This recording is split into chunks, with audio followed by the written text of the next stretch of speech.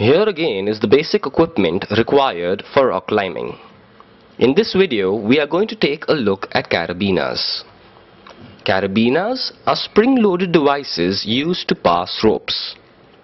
Without carabiners, we would have to pass the rope through a device from an end. This is called the gate. The spring lies in the gate and allows the gate to snap back when pressed. There are different kinds of gates depending on the use.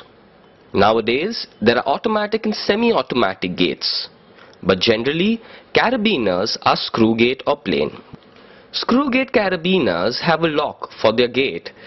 This is to ensure that the gate doesn't open if the carabiner isn't supervised.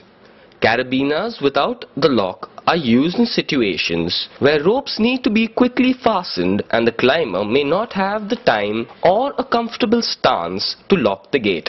On the opposite side of the gate, there are a couple of figures and digits. Let's begin with CE. There are two major bodies for certifying the safety and reliability of climbing equipment. CE is the European Committee for Standardization. UIAA stands for the International Federation of Mountaineering Associations. Well, this CE means that your carabiner is certified by European standards. KN is kilonewton. It is a measurement of force.